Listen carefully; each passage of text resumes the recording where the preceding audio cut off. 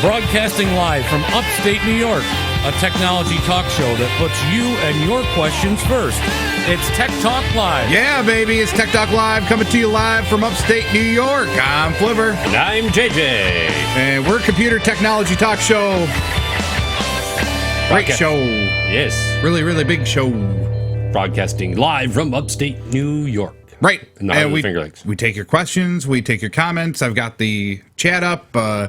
You want to give us a call, you can give us a call at 315-220-0692.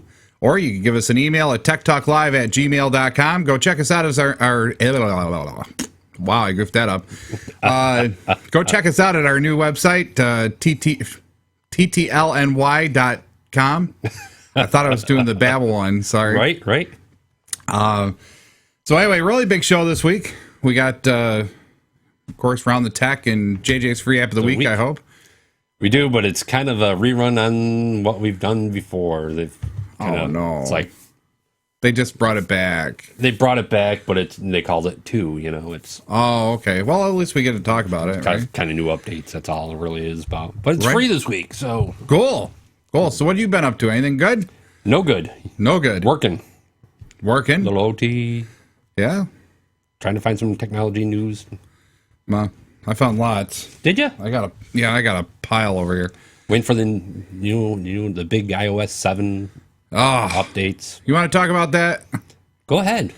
I'm not impressed. I was reading several articles and several people weighed in. I forget. Yeah, I believe I have a headline on it for Round the Tech, but but several people had weighed in, and a lot of people have said that the iOS 7 actually doesn't have any major improvements. It's just improvements on the way it looks. Old features. It really isn't it's almost like the Microsoft thought process. Okay, Windows 7 was good, Windows 8's going to suck, and then Windows 9 will be good, So iOS 6 is good, and they made a lot of good improvements. iOS 7, not iOS 8, we're going to be like, yeah! It's supposed to be the big new looks and stuff, You look at the designs of the apps and stuff, it almost kind of looks like they're old school. Right. Yeah, well... kind of like pastel-y, I guess you would call it. You mean like the original MacBooks? Right. It's like, why would you go back? I don't know. I don't know why they would. I mean, I've always been hedged on. I'm not against Mac. Okay, I do prefer PC over Mac any day of the week, only because I know what I can do with Mac. I mean, it's just like looking at metric versus standard measurements. Okay, I know how far an inch is. Right. I don't know how far 100 centimeters is. In my mind, I can't correlate the two. Or meters. Or whatever you want to call it. So I guess that's really the same concept with Mac versus PC. And the gap is becoming so much smaller between the interfaces. Right. They're looking the same. They're acting the same. They're taking away the same features to say, okay, you can only do this in this box, and that's it. So, it's the gap between the two. They're using the same type of processors now. They're not using, Mac's not using the PowerPC processor anymore. They're using the Intel, the i7, I think I saw one the other day for an i7 MacBook Pro, i7 with like 6 or 8 gigs of memory for 11 something. So, really the hardware is not much different anymore. Right. The software is, Mac OS is Linux. Right. The base core is Linux. There's no way that I could sit here and go, well, they're not. They're really different. You really can't do that anymore. Just kind of cleaned it up, really. Yeah. Is it going to have a new home screen look? Well, they had to compete against Windows 8 because they had that whole Metro look, But yeah, it's going to. Yeah, they're reverting back to. I don't know. They're going to have a cleaner inbox for your mail. Integrated services, such as the music and the apps and the updates are going to be a little easier, I guess. Yeah, but nothing. Yeah, but nothing major. Right? There's no major. They're doing an upgrade to Siri. Siri's going to be more connected to the Google Maps, a little smarter. Well, yeah, more Google, connected to like Wikipedia, and they're actually going to offer a male voice as well. Yes. All right. That's what I want. Yes. Can we get it with a little bit of a lisp, but kind of like, Queer Eye for a Straight Guy? I'm thinking it should be like a Britain accent. Oh, bloody hell. Bloody hell, yes. Ah. Yes. Oh, could you picture that? Hi, Siri. Can you help me find where Bangkok is? Right? Bloody hell, no. I don't know where it might be. Yeah, it's gonna be like Instagram friendly. We gotta. Well, they're really speaking of Siri, connecting more. We might as well do this right now because you'll like this. Okay. Okay. So anyway, have you seen the new Microsoft and it's basically Bash commercials? Oh, they finally the Windows and the yeah. yeah. I think I have seen it. It's pretty funny. But it is funny. It's phenomenal. All those years that Mac had done those, hi, I'm PC, and, right. big round fat guy with a pair of glasses on, and it was kind of a mock-up of Bill Gates, and the other one was a mock-up of Steve Jobs, and here's Mac and here's PC, and PC was always dumb or locking up or whatever. But I really like this. Microsoft finally come back with something. Whoops! I guess I gotta hit play again. To start, press the Any key. Where's the I Any wish. key? There you go. Sorry, I don't update like that. I'm sorry, I can only do one thing at a time. I guess PowerPoint isn't one of those things. Should we just play chopsticks?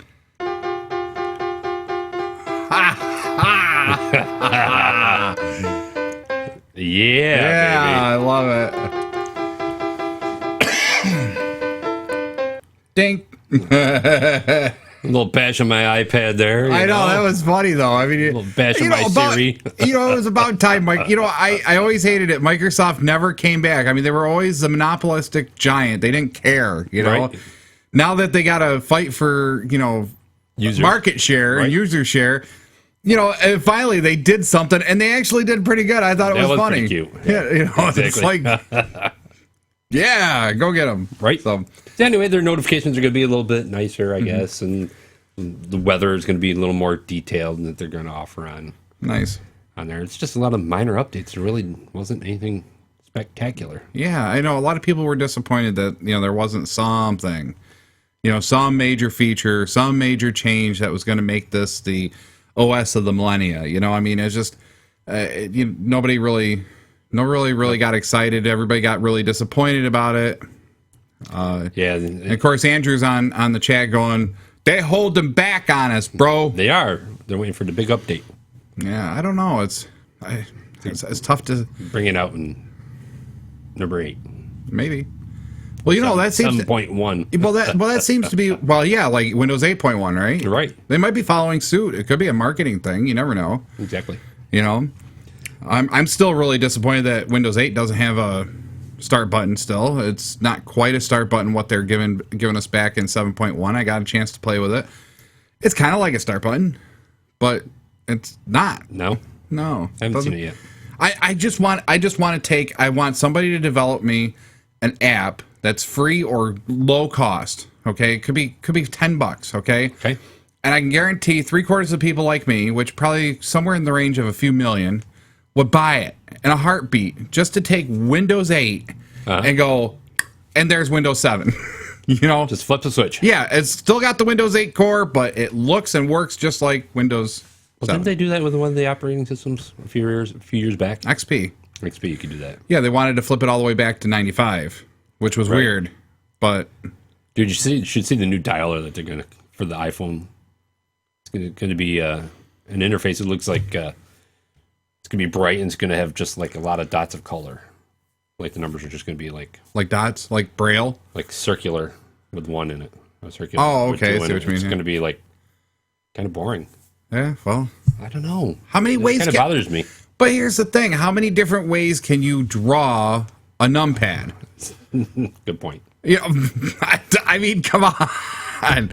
Somebody told me that the other day. They're like, "Oh, I don't like the way Windows is doing something. I forget what it was. Control panel. That's what it was." And they're like, "I don't like the way Windows does control panel." I'm like, "How many ways can they do the control panel? Really? Think about it. Maybe 10, 15 different ways that they could draw or organize that, or they could just take it away. which is Right. where they're heading. They're taking away all the options and doing like what Google does. You don't access the operating system unless you jailbreak your tablet or know how to get in the back door and get to the operating system, which is, Android is basically another Linux product. Linux is a core, and then they develop on top of it. And then, it just bugs me that people are just like, well, I don't like it that I can't change my settings. Well, then, Android's not the way to go. Windows 8 is not the way to go. Windows 8 a little bit more. So somebody was saying that also they're going to offer what a lot of the other phones are. It's like a flashlight mode as well. I'm like, you have to download an app to get that now, but so they're going to make that a standard option.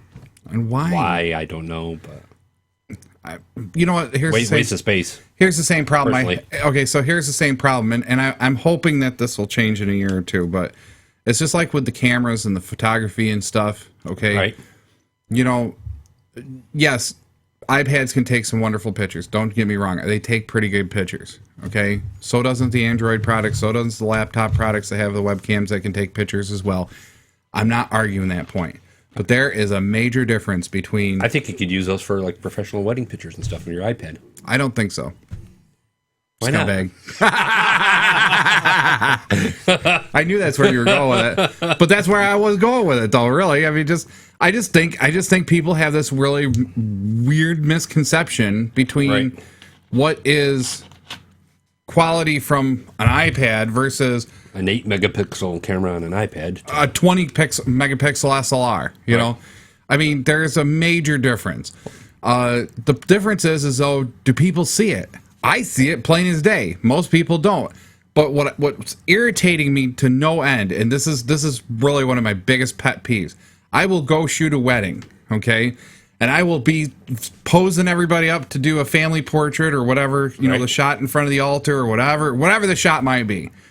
And then I always have one or two people with either a phone of some sort, whether it's Android or iOS. Mm-hmm. And then somebody in that crowd always has an Apple iPad, and they've got it up like this, and they're going do do do do do do do, and they're taking the picture and getting in my way where I'm supposed to be taking the picture. It's almost kind of like that commercial. Can you lower your iPad or lower your phone, please? Yeah. Is it Galaxy? I think it was a Galaxy, commercial. Yeah. Everybody's got the 13-megapixel camera phone, and there's a guy with the big, like, can you get out of the way? Right. You're in our way, But I think that's one of the misconceptions, and then also it also produces very what's the word I'm looking for? Inconsiderate people. Correct. And it's just like, really, I don't get in your way when you're trying to take a picture of your friends over here, and you're at the wedding, and I don't run right up and I nudge you out of the way and I take the picture so you don't get it. It's not hockey, Right. Let me do my job and you do your job and fine, okay, whatever. Yep. Nice. And then don't sit here and go, well, I got better pictures than the photographer because right here on my iPad. I saw somebody the other day who got something. They had their friend take the entire wedding with their iPad, and they lost it. Oh my God. Whoops. Yeah, because they dropped the iPad, it cracked, and then they couldn't recover the file. So, Have a good day. whoops, sorry, we lost your iPad. Did it go to the cloud? Maybe they could retrieve it from the cloud. No cloud involved in this, except for the cloud of smoke going poof. Like the photo stream, back and forth between devices. And Yeah, I don't know.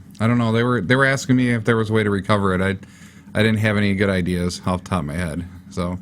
If they had more than one iPhone device, they could. Right, but if they only had one, If they only had one, yeah, they it could. might have went to the cloud, but that person's got to log into the cloud, and if their only device is an iPad, they have no other computer to go to. Well, if they got a home computer, they can log on. That was my point, and they kept into the saying they cloud only there, had the that way. iPad. That was their only device. Right, they should have set up the cloud. Really, Yeah. I'm surprised they wouldn't have done that at the Apple Store. They probably did. They probably just don't know it. They just need username and password that they would use to normally buy apps and go out to iCloud.com and Right. look to see if it's there. Yeah, I agree with you, but it's just it's a shame. It's a horrible shame. Right. How about Microsoft Office finally comes to the iPhone? Oh, to the iPhone, yes, they finally get the just- mobile app together. Yep. Just released. Well, look at what Microsoft and Apple have been doing. They've been cross-pollinating for years now, Right. trying to get different pieces like, the the Lyra Office, I think it is, or Libra Office, whatever that Mac uses. They've been cross pollinating to Windows platforms, trying to capture some of the people from there because, if you like this Office product, come on over to Mac because then, we got you covered. Right. Windows has been doing the same thing, with their Office product and stuff, cross pollinating to Apple and Linux and. Now, mind you, it's a free download through the iStore, but for the Apple Store, but there's a service fee, of course. It's like $10 a month that you have to sign up for. Yeah, but that's Office 365. Right. You still have to. You can't use the app without signing up for the Yep. Office 365. So Well, Microsoft has some weird business plan there it's like $10 a month per user. Now, think about it if we were going to do that at a bigger company or something. Say you got a company of 25 people, that's $250 a month that you got to pay just to have licensing for people to use Office 365. Gets a little costly. I almost thought it was almost worth it for the individual user, but Yeah, one person? Sure. right. I would love to see a subscription base to all Microsoft products for $10 a month. That would be perfect. Well, this offers what, the Microsoft? Just the Office product. So it would be Word, Excel, Access, PowerPoint, and Correct. OneNote. Yeah. So Which is not too bad for the basic user. no, Really. but think about it. After 2 years of use, you could have bought that full version. Yeah, because you're paying $10 a month. Right. So you could have bought the full version. And I don't know about you, but I'm not the type of person that runs right out and buys, Office every time that. It's just like Photoshop. No. I don't run right out and buy the newest Photoshop every time Photoshop comes out. No, not at all. So I'm usually about 2 to 3 versions behind by the time I go, let's go do this. Whoa, yeah. New version up. Right. So by that time, if you look at your service fees for these software as a service plans, like Office 365, I could have bought 2 other versions. I could have bought 2 other licenses or whatever you want to call it for the amount of the service fees just to pay the $10 a month. Like I said, if it was $10 a month for everything, I get the OS, Office, Project.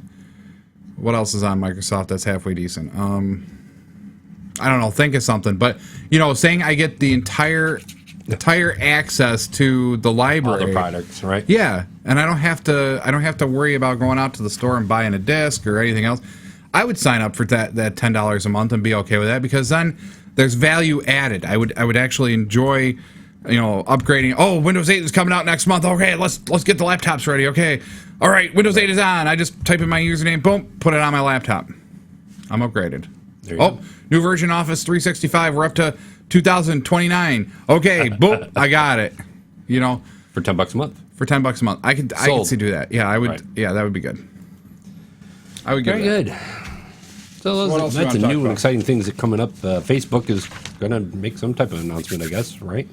Well- some new product in June, or June 20th. They're gonna be Well, it announcing? depends on if the leak was correct. There was a leak of what that was all about, and I got to find it here. And I forget where did I download it? I forgot if I printed it out or not. I got Facebook. something here. Let me take a look here. Basically, Facebook. Okay, so Google Reader went bye-bye. Okay. Right. See a poof. Yeah, poof. They said, Yep. okay, fine, no more newsreader. We don't want the newsreader anymore. Google said it's not part of our core business. Facebook announced the other day that they were looking for new products, and they have some new products that they're going to announce in next month, I think, right? There it is right there. Rumors are circulating that Facebook will be launching in RSS feeds. Yep. So Yep. that must be what it all. They must have leaked it then. Yep, So, allowing users to subscribe to and pull online content from news organizations, blogs, videos, and keep up with the news. right. The coffee stain on the invite could represent the morning paper and catching up on the daily news. Absolutely. Find out Thursday at 9 a.m. I think that's probably all it's going to be because Facebook has been horrible about trying to keep secrets. So I would probably fathom a guess that they're going to take over the RSS feed thought process like Google was. Right. But it's going to be attached directly to your account. I mean, they already can do RSS feeds. I mean, that's how you're like saying you got a Facebook page like we do. That's how our posts go from our website to Facebook. So it's all RSS based. Right. And Facebook might actually do a good job of formatting it. Google never really spent the time in formatting it until they came out with Google Currents, which is still available. But So it's going to be like a flipboard kind of thing, probably. yeah, you probably. think. Or like a magazine style where, I got XYZ and I just flip through. Do it again. See how that was done, everybody? You did that well. Yes, very good. Stop smacking yourself in the face. Stop smacking yourself in the face. All right. Anyhow. But yeah, that's going to be a big announcement for Facebook. I mean, and if they do a good job, that's going to be the question. If they do a really good job with this, all hail the king. Hallelujah. Right. Because, a lot of people have not done RSS news feeds well ever. No. I like Flipboard. All right. It's a free app online. I use it quite often, usually. Flipboard ain't bad. I like Currents because it works like a magazine. Mm-hmm. So you pick your magazine. So I want to go watch PC Mag, right? Excuse you. I want to go look at PC Mag. It comes up as like a little page, and it's got all the different tiles for all the different articles. You click on the article, read it, and then flip through it. So stop hitting yourself in the head, right? Hitting yourself in the head. So that'll be nice. If Facebook does a good job with it, I would definitely support that in a heartbeat. Right. But sorry, I had one missed call. It vibrate on you? It did. I'm not sure who that was from, actually. JJ just went voo, voo, voo, voo. Right? Actually, Anyway. I think I do know what it was, but So what do we want to do? disconnected anyway. You want to talk a little bit about politics and technology? Sure. White House moves ahead with spectrum sharing plan. Have you heard about this? I haven't. Today's presidential memorandum builds on a 2010 call from President Obama to free up 500 megahertz of spectrum over the next 10 years, as well as 2012 report from the National Telecommunications and Information Administration, or NTIA, that found approximately 95 megahertz of prime spectrum could be shared via public-private deals. So it looks like they're trying to free everything up. The FCC is also promoting efficiency, innovation, flexible use of the spectrum, trying to narrow banding everybody, getting them all in their own homes. Right. So Verizon now operates in the, let's see, what is this? CDMA is what, 920, 910? So, they're going to clean it up. So instead of just saying this is the 900 megahertz band, you might be in the 900 megahertz band, but Verizon might be at 910 to 912 instead of 910 to 930. I know they're clearing up the 800 megahertz band for emergency services. Right. And that's the one that Sprint Nextel was using. Right. And they gave that up, and of course, that feature is going away. Bye-bye. Right. As well. So. But the 800 Similar. megahertz, yeah, but the 800 megahertz band is what they use for the digital radios as well. Mm-hmm. So it's secure. All you hear over the air is, but on each end of the radio, you hear the actual voice. Right. That way, people can't snoop on police transmissions or emergency transmissions, and That's why they freed it up. yep. So good for them. I'm very Coming impressed for with next that. generation. So Yeah. So the White House is taking a part in this and saying that, they really need to make this happen. Cell phone carriers and wireless carriers need to really narrow band their applications, get them out of this, what they call junk. I think they call it junk RF, where, okay, I register 10 to 20, but I have bleed over from 5 to 30, So, it makes it very, very difficult for other carriers to come in on the 900 megahertz band. So like right now, you can only fit 5 carriers in the 900 megahertz band.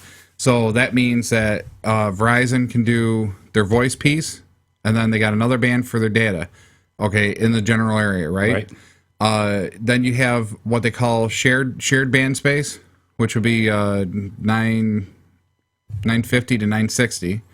Then you've got several different carriers that have smaller narrow bands in the 900 to use for voice. And that's it. Then all the other carriers had to go up to 1200 or 1600 to do their data part. That's one of the main reasons why Verizon LTE data plan is not as fast as AT&T data plan right now for the same 4G Same reason. LTE is just because Verizon sits in the 800 band or 900 band and not the 1200 or 1600 bands. Right. So they're getting a lot of crosstalk. Wow. Okay. So Give us a call. Comment on what we're talking about. So- 315-220-0692. Or give us an email at techtalklive@gmail.com. Got the chat up and running, so. Yep. And Andrew's out there talking away all by himself. Smack that. Ouch, that hurt. It was when you're, sharing that commentary. I like commentary. Correct. Didn't mean to interrupt, but No, give us a that's call, okay. please. It's what Yeah. you guys make the show, so. But White House. I thought that was nice. The FCC, the White House, actually, has been taking a. I know people will say, "Oh, this is just another, another ploy to impose their will or whatever on business," or I can hear it now, but really, by the end of the day, if you really think from a technological standpoint. These carriers, these wireless carriers, really do need to clean up their wireless RF junk, and nobody's doing it on their own. So somebody's got to come in and step in and say, "Hey, you really need to do it." So, Very good. what do you want to do now? Anyway, 11:26. Do you want to take a break? Take a break, or do you want to? I don't care. I can take a break, or I can keep going. I got plenty of stuff. We can keep going the rest of the show, dude. It's up to you. No, it's up to you. All right. Well, we'll take a quick break. Yeah, we'll take a quick break and come back with some more news articles and around the tech and JJ's free app. free app. And JJ's free app of the week. give us a call. Anyway, Anyway, you've been listening to Tech Talk Live. We'll be right back after these brief messages. Stick with us. see ya.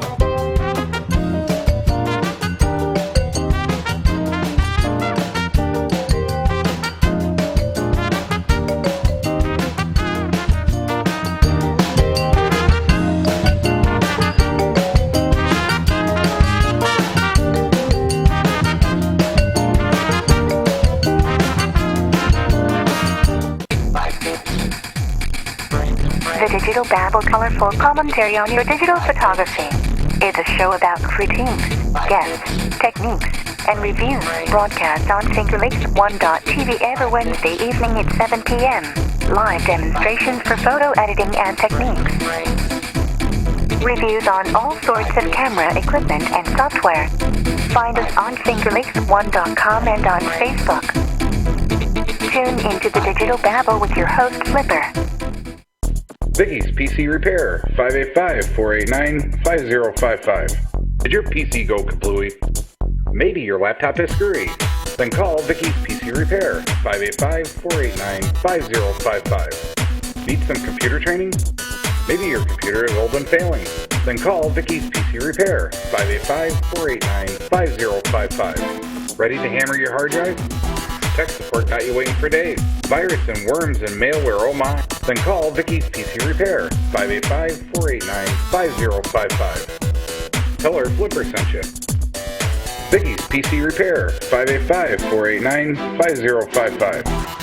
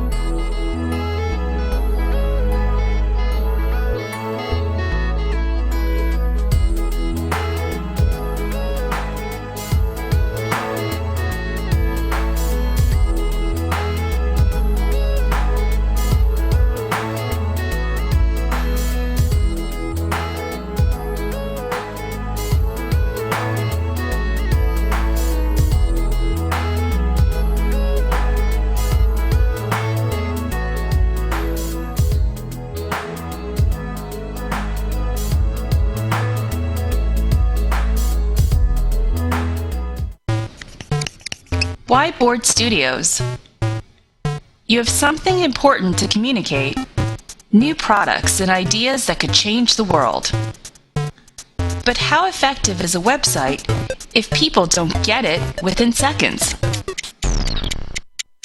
Bring your ideas to life with videos like the one you're watching. Just tell us what you want to communicate, and we'll come up with a video that will captivate your audience. And we do it a lot faster. It doesn't take months. And we do it a lot cheaper too.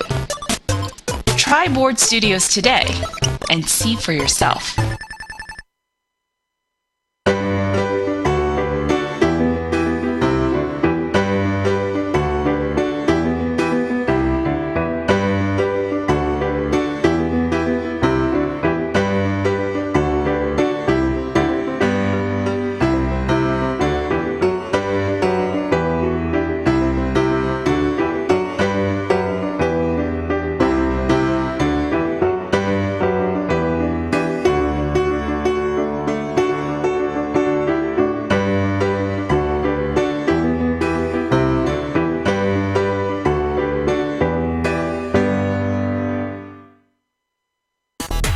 It's Tech Talk Live's product reviews.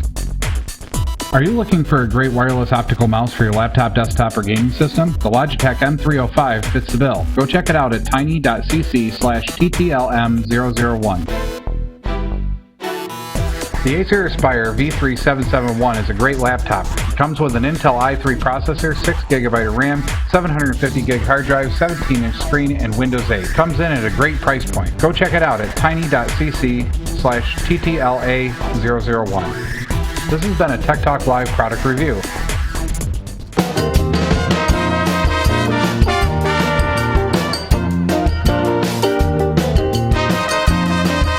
And we're back with Tech Talk Live. With me, and I'm Flipper, and JJ's off someplace. That's okay, I got plenty of news we can talk about. We're a computer talk show here up in upstate New York. I'm Flipper, he's JJ, and we talk about your news, our news, everybody's news, computer news. Hey, you want to get your question online, you need help with your computer, give us a call, 315-220-0692, or you can give us an email at techtalklive@gmail.com. Go check us out on Finger Lakes One, fingerlakes1.com. fingerlakes1.tv is where we basically broadcast out of live every Saturday morning, 11 to 12. You can check out any recorded show by going to our website. That's ttlny.com. And we're on Twitter. We're on Facebook. What else? Whatever. So how secure are your data centers? Really got a interesting article I found. I think it was PC Mag or Maximum PC, one of the two. Recent news about the PRISM program and some of the other national security things, the NSA security things, really have people really worried about how secure their data is on Google, Facebook, Yahoo, and all of these other places that have data centers, and wondering about their quote security when using online services. Some of these digital strongholds that Google has created and Yahoo, I can think of several places. Like Google has a 300,000 square foot data center located in multiple United States, as well as Taiwan, China, Belgium, and more. Never stop running. Basically, they have total redundancy. It doesn't matter if World War III breaks out. As long as one of those data centers survives, your data survives. So that is definitely an amazing accomplishment, and most of these companies that have big data like Microsoft, Google, Yahoo, Facebook have gone to this idea of multiple data centers, and they do have some pretty good disaster recovery plans. But the question is what about getting hacked? What about people breaking into these data centers? And that is one of the big things. The physical break-in is not so much the problem, but what if your friend gets hacked and then somehow find out about your account and then you get hacked? You lose all your data. They do take a lot of precautionary steps to prevent that, but really it has to start with you. You got to have strong passwords. You got to make sure that you're changing your password once in a while. 3 to 6 months is fine usually for the home user, even though a lot of people say you should do it once a month. I understand that it's tough to remember passwords. I have over 40 some passwords that I got to remember. I have a little notebook for some of them because I can't remember all of them. So I feel the pain. The question comes down to really is what are they doing about it? These secure data centers, what are they really doing about break-ins and hacks?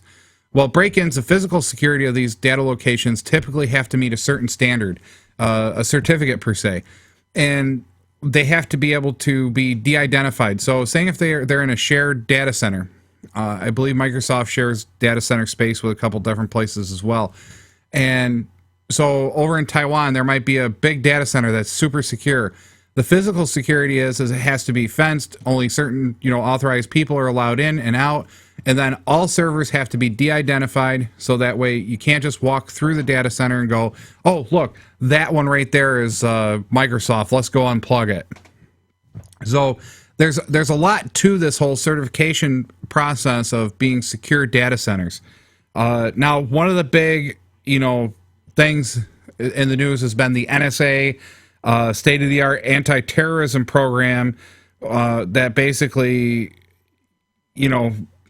biometrics, all this other stuff that they're trying to say is what they need to be doing.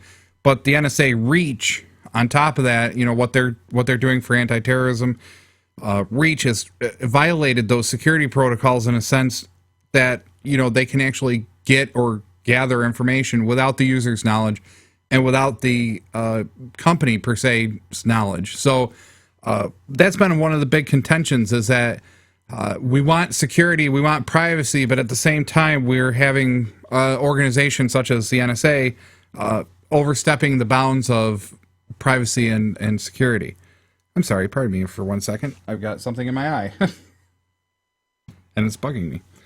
So, really by the end of the day, some of the things that are in relationship to this, what is technically security? What is technically privacy to the home user?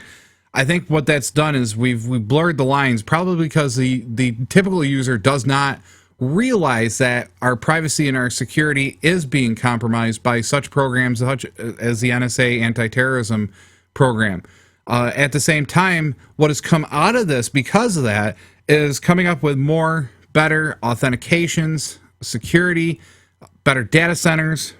Even the NSA itself has built a better state-of-the-art anti-terrorism, fenced-in, physical secure area for all their data collection. So when they collect all this data, it's not going to be compromised through them as well. So it's definitely a big business right now. It's also a big to-do, especially considering that, data security, data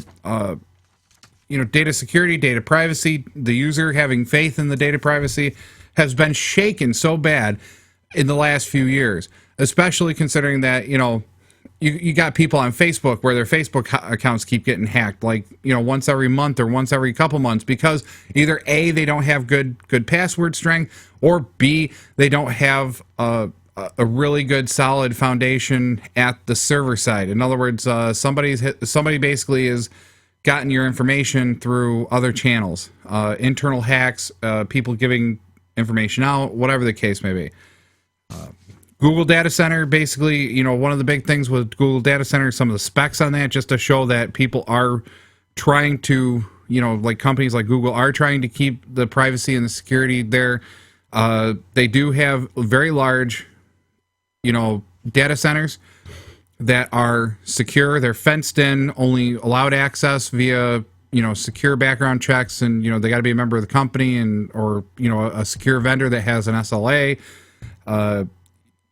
Basically, they estimate that 82 million homes are affected, or 82 million people directly are affected if a Google data center was ever to be hacked or compromised. Access control,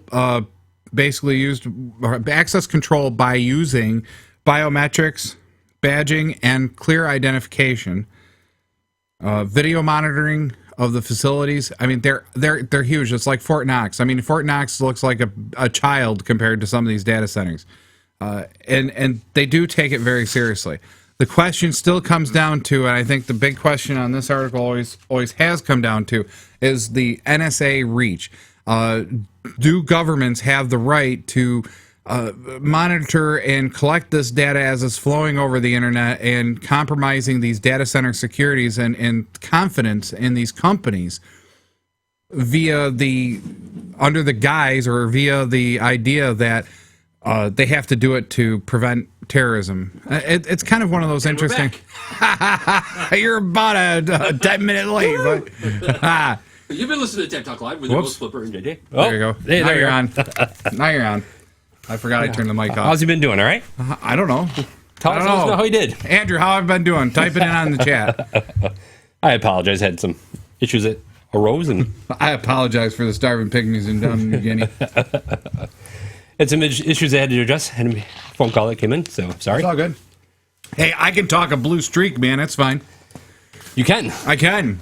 Blue, blue, blue, blue, blue, blue, blue, blue. Look at the digital babble, man. You do that on your own. I don't know. It's amazing. I'm like, I sit there and go, wow.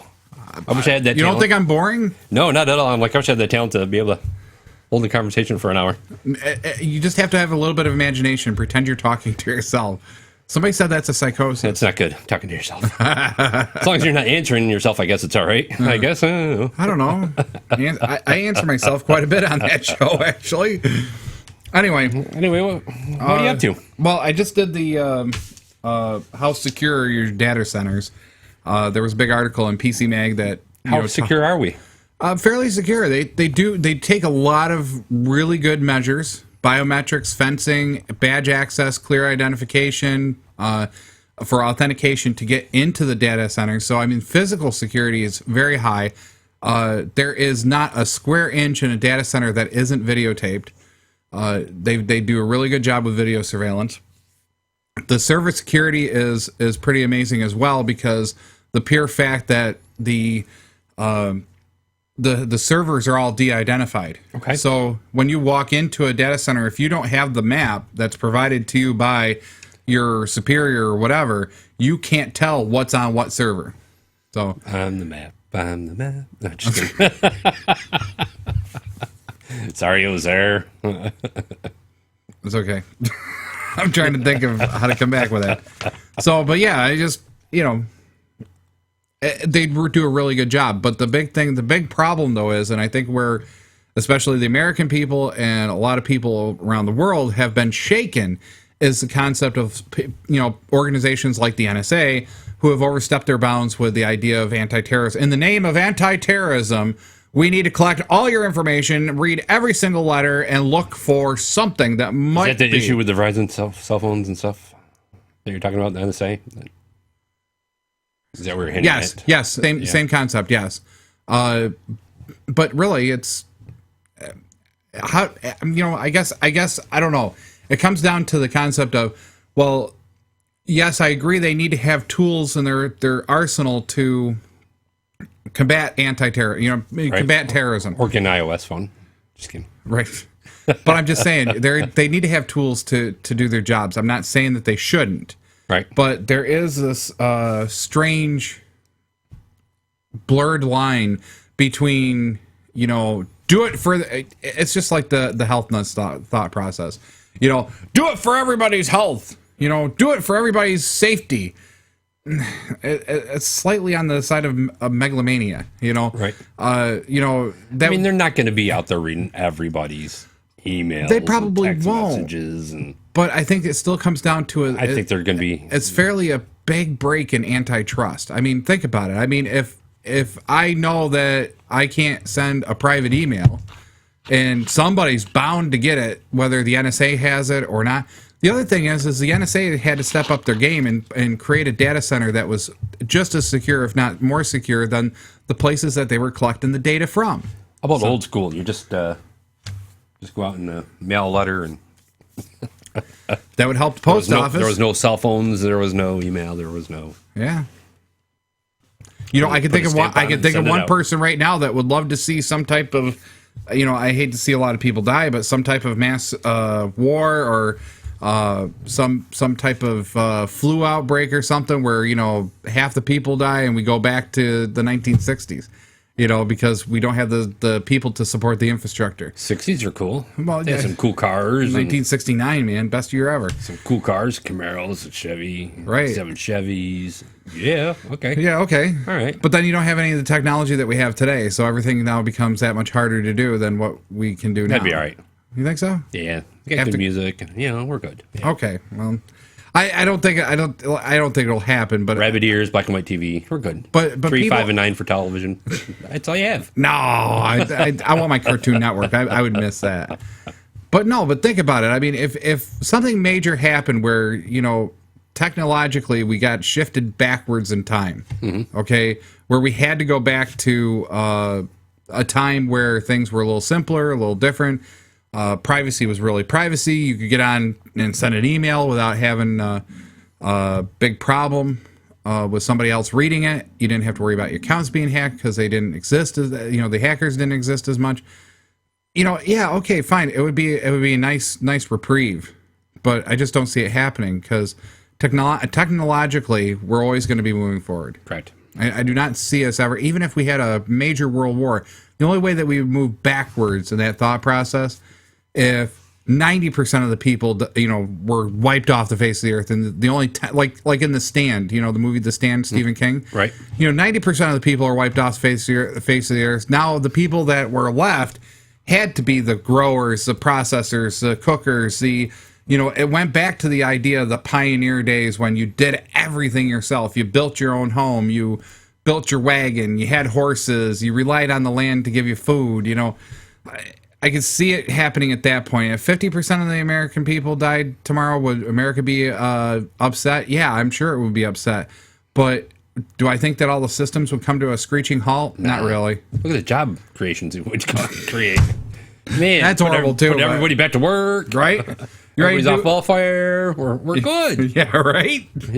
That's a thought process. It ain't ever gonna happen though. No, it won't. I don't see it happening. And if it did, it would be a total disaster. I wouldn't want to. I'm not wishing it upon anybody, but right. Theoretically and philosophizing about these things. I mean, I can't remember I think it's called Planet Earth, Devastation Planet Earth. It was a thing on History Channel, and they gave you 5 of the worst possible scenarios. It was a 5 1-hour show things where it gave you the worst possible scenarios and what would be the aftermath of those. Like what? A meteor hitting like Earth one was a something? meteor. If a meteor hit the Earth and say it wiped out 80% of the population all the way across the Earth. Yeah. So Okay. like what, 2012? The movie 2012. Yeah, but it was more based in reality. If it instead of being cinematic and this was really more based in, okay, say 10% of the population survived. Right. What would they have to do to survive? The change in what they would have to do. The global network would be gone.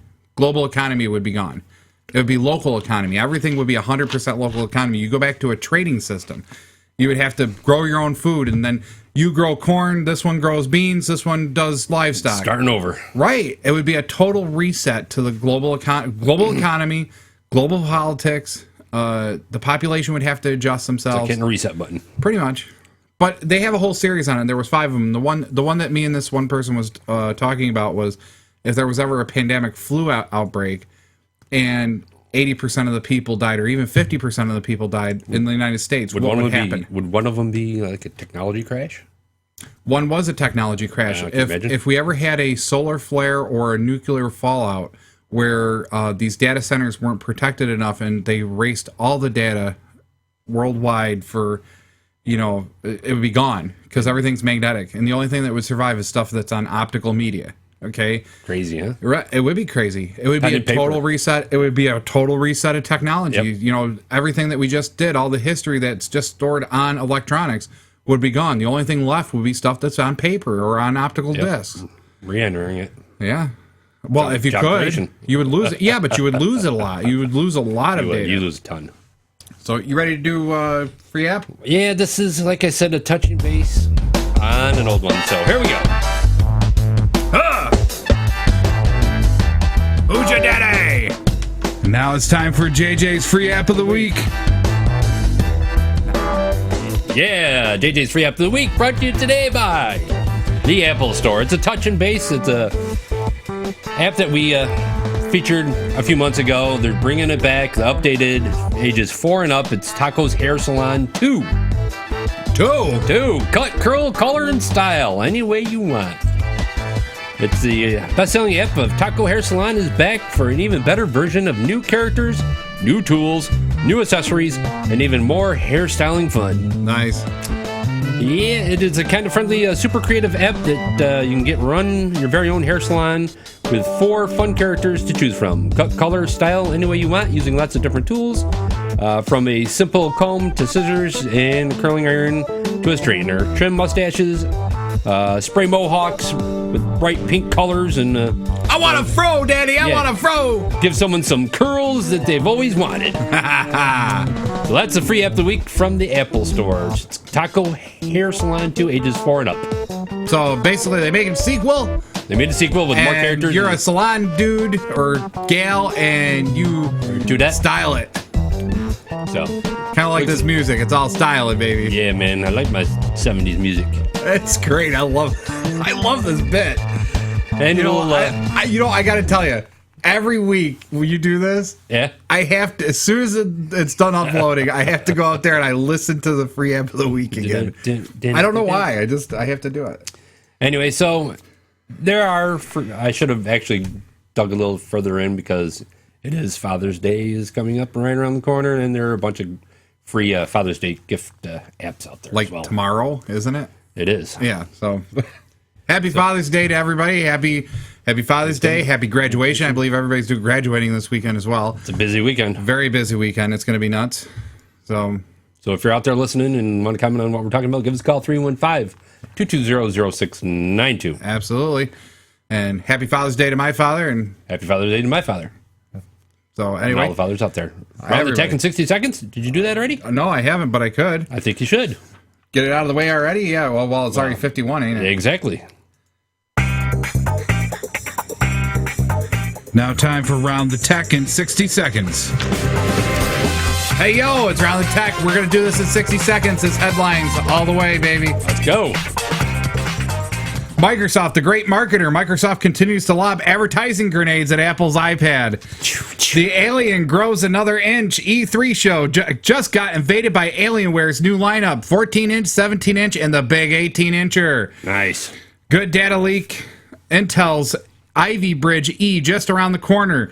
Processor roadmaps must be a slippery little sucker because it seems like every AMD and Intel processor map or guide are getting leaked out to the general public. Uh-oh. New York lawmakers target 3D printed guns.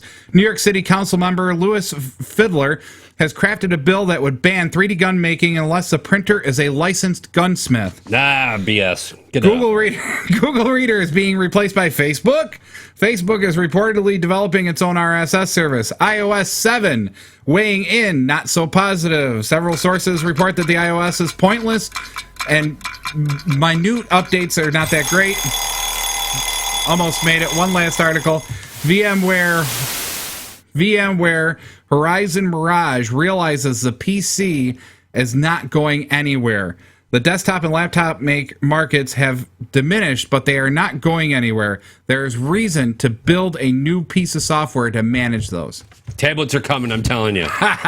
You're still going to go that way. They are. I still say there's going to... PCs have kind of just mellowed out. I think They're starting to take a back seat, I think. I don't think they'll take a complete backseat, but there's going to be a point for that, and there's going to be a point for tablets. They're stepping up their game, man. Stepping up to the tablet. Look at iOS 7. Come on, they're really stepping up their game. Look at Windows 8, really stepping up their game. It's there. just to integrate into the big future picture of what's going to happen. Yeah, of Our what? next upgrade. Yeah, we're gonna get to tablets, and they're all gonna just go, and then we're gonna be back in the 1960s. Pull the string and fire her up, baby. We'll be good to go. Did you read that article about solar energy? It makes up 50%. Pardon me, 50% of all new energy sources in the United States right now. Really? Yeah, for 2013, any energy building projects seems to be 50% of them are solar based. There's 34% is wind based, and then the rest is up to coal, water, hydro, nuclear. Yep. Did you see they also talked about the mini nuclear plants? Have you seen this? I have not. A mini nuclear core. The core could be built and brought in on a regular standard tractor trailer truck, completely shielded, already built, with the radioactive isotope already inside, almost like a nuclear bomb. Wow. You know how a nuclear bomb's made. It's all encased, ready to go. This thing is literally a single unit. You don't have to have the big smokestacks and the cooling units and everything else. You just have to keep it so cool, a certain degree cool. And it'll produce something like, I don't know, 10 terawatts. I can't remember how big it was. I read the article, but it was fascinating to see that. Imagine seeing that coming down the street. Well, you wouldn't see it. No. Yeah, right? It would fit in a standard tractor trailer. So how would you see it? But could you imagine if... It'd have to be placard. You see that coming down the road and going, uh-oh. Yeah, good point. Yeah. But still, you're going to be able to make these little mini nuclear power plants and power cities and provide to the grid in each city. And they won't be dangerous. Well, not as dangerous. A meltdown consists of the core melting to the core. Each village could just buy one and power their... I wouldn't say each village. You could probably just have like Geneva buy one, and that would probably power all of Seneca County and all of Ontario County. Nice. So, pretty neat. And you'd put it down near the lake, and you can cool it, and there wouldn't be a radioactive element to it because you would cool it. You would cool a radiator, and then there's coolant that would go to the... Radiator. What did I say? Radiator? I don't know. Another really neat topic I thought was kind of funny. Half of the internet's mobile ad revenue belongs to Google. Really? Can you believe that? By the numbers, it's Google's internet. We're just witnesses. I thought that was funny. In 2013, it doubled. Google's mobile ad revenue doubled in 2013 to $8.85 billion. Wow. And if you divide that by 365, it comes to more than 24 million per day. Wow. I'm having a hard time sinking that in. That's a lot of money. 24 million a day. It's a lot of money. Wow. I would just need one day. Okay, so I wouldn't even need one day. A day. So you need like every day you could give everybody $1 million. Okay, I got to figure this out now. Okay, here we go. Okay, let me find my calculator real quick. Okay, so 24 a day times 365. That's 8,760 people a year that could get $1 million. Wow. You could give 8,760 people $1 million every year. Or, well, not every year, but one time. Right. So, after 20 years, saying standard business practice, 20 years, that would be 175,000. Now, that's not a drop in the bucket. I mean, that still doesn't give everybody $1 million. It's a lot of money, though. But still. I'd take it. I'd take $1 million. But still, 175,000 people versus how many millions of people we got? Yeah.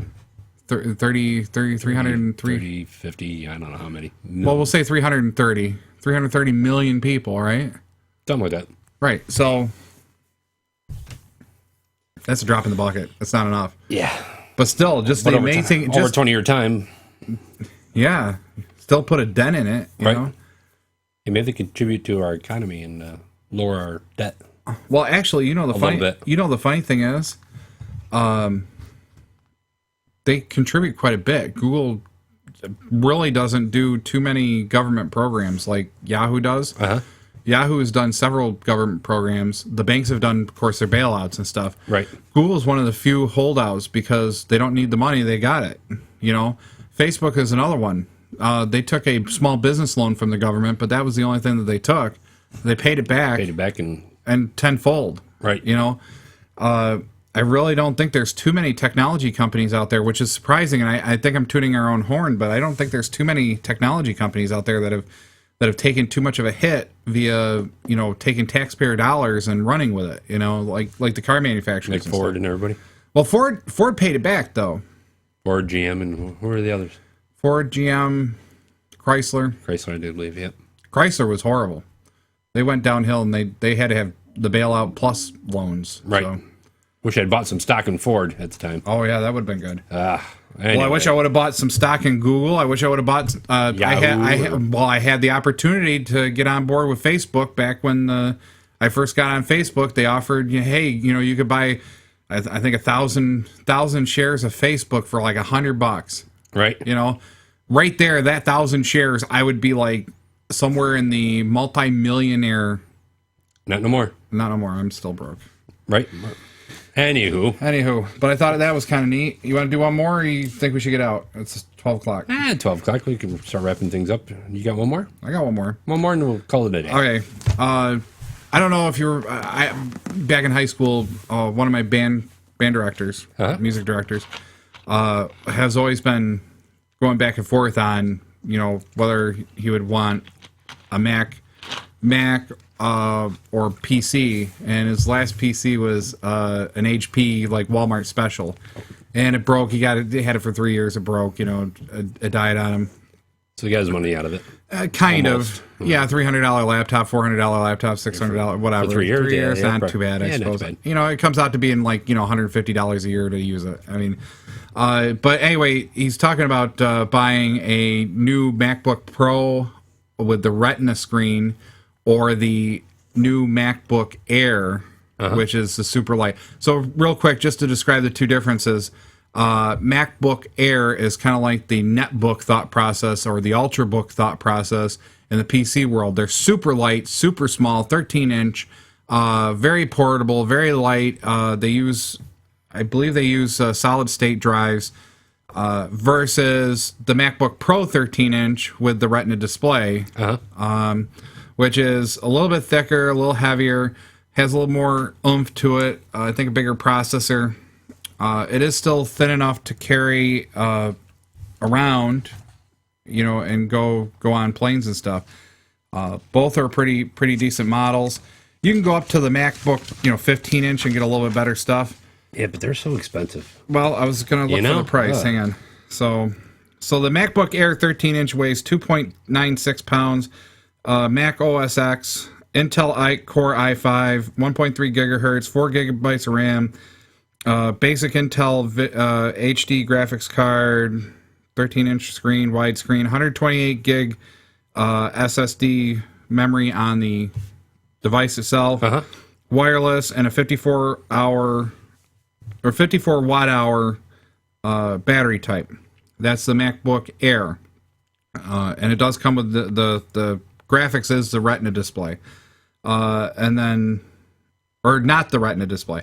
The Apple MacBook Pro 15-inch with Retina display, which is what everybody's been raving about, that they're, super clear, super duper duper clear, like higher than HD. Comes in weighing at 4.46 pounds, Mac OS X as well. Intel Core i7, 2.3 gigahertz, 8 gigabyte of RAM.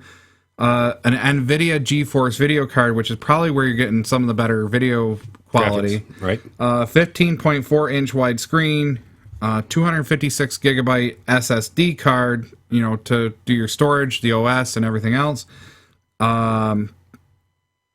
It only has one type of wireless, which is the 802N version, so the wireless N, and then it comes with a bit bigger battery. It's a 95 watt hour battery. Now, pricing. Expensive? Oh, yeah. They weren't too bad. I got to find the prices. Where'd they go? 103. I know there's a $400 price difference between the two, and it didn't print it out, but I think... Okay, so deciding between the two, the MacBook Air is still the best choice for most users due to the portability and the price at $1,099 for the 13-inch model with an Intel iCore 4 processor, 4 GB RAM, It's one of the most affordable Mac laptops on the market. That is... Second only to the smaller 11-inch guy, okay? So the MacBook Pro has got to be right around $14.99. Yeah. The one that I read off was $14.99. Or you can go to Staples and get an Acer for $400 or $500. You can go get an Acer right now, a 17-inch laptop if you don't mind the bigger screen. But if you're looking for small and portable, they do make smaller and portable laptops. Right.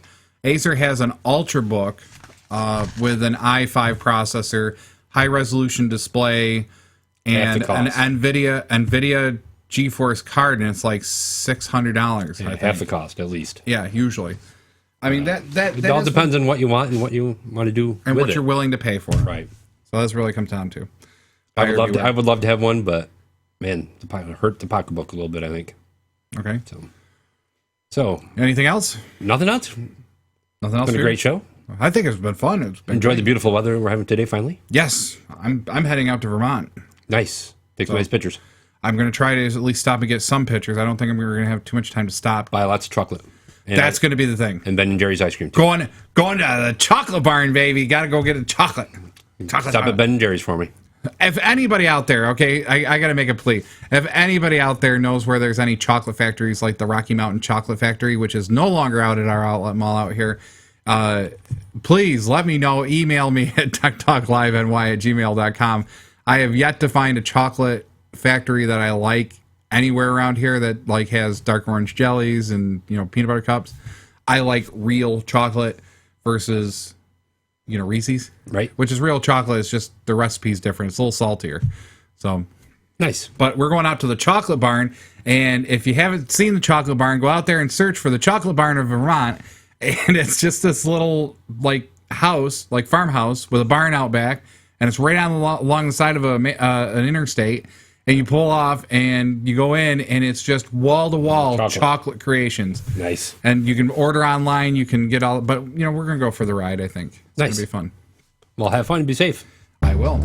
So you've been listening to Tech Talk Live. We're a computer and technology talk show. I'm Flipper. And I'm JJ. And we're on every Saturday morning, 11 to 12. Make sure to check us out on the web. We're out of here. See ya. You've been listening to your technology talk show. Tune in next time to Tech Talk Live.